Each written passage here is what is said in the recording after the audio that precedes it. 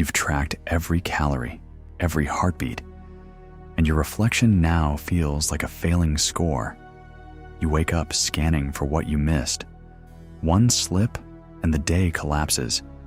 You've drawn the bowstring too tight, believing tension is discipline. But a bow held at full draw snaps. The answer is not another tracker. It was written 5,000 years ago, and it overrides everything you've been told. They told you to optimize harder. Another morning routine, a stricter fast, a perfect sleep score. You turned your body into a data farm, harvesting numbers to prove your worth. But the bow doesn't care about your stats. Pulling the string tighter, measuring tension to the millimeter, doesn't make the arrow fly straighter. It only increases the risk of snap. Self-optimization became a performance, a loop where you chase a version of yourself that doesn't exist.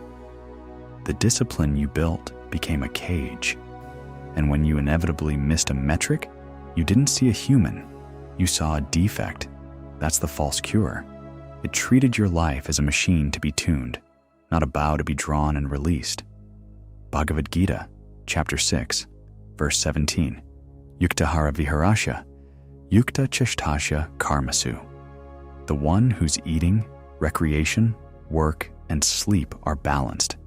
This moderate discipline destroys all sorrow. Krishna didn't tell Arjuna to abandon the fight. He told him to stop swinging between extremes. The warrior who fasts excessively trembles and cannot draw the bow. The one who indulges becomes heavy and misses the target. The bowstring must be tuned with precision, not limp, not strained to breaking. Moderation is not mediocrity. It is the exact tension that launches the arrow true. You have made your life a cage of rituals. Skip one habit, and you collapse into self-loathing. But your mission is not your morning routine. Your mission is to act with clarity and steadiness, because the people relying on you need a pillar, not a shattered bow. If you burn out, who protects them?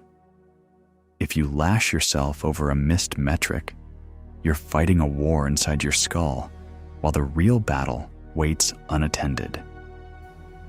Yuktahara means knowing when to draw the bow and when to let it rest. Your ego tied its worth to perfect scores, making you believe your value equals your streak. That is not discipline. That is anxiety wearing armor. True discipline is the courage to be moderate. It means eating when you are hungry, not when a tracker approves. Resting when you are tired, not when you've earned it. Pushing when the moment demands, and stopping before you snap. When you release the bowstring, the arrow still flies. That release is not laziness. It is the exhale that makes the next shot possible. The Gita does not promise a perfect body or a flawless streak. It promises a mind fit for action, steady, unbroken, ready. You are never a machine to be tuned. You are a bow, drawn, released, drawn again. For the next 24 hours, stop tracking one thing. Pick the metric you police most harshly: sleep score, calories, steps, heart rate variability. Deliberately do not measure it. Let the number remain unknown. When the impulse to check hits you, pause. Put your hand on your stomach. Take one breath. Ask yourself, am I actually hungry? Am I genuinely tired? Or am I just chasing a score? Eat if your body is hungry. Rest if your body is tired. Move if you feel restless. Trust the intelligence that evolved over millennia, not an algorithm. Notice the release. The bowstring loosens slightly. This is not laziness. It is you reclaiming your own internal compass. If anxiety spikes, watch it. That is your ego panicking because you broke the performance contract. Let it scream. Then ask yourself, Am I safer now than I was when I was a slave to the number? The answer is yes. The bow is unbroken.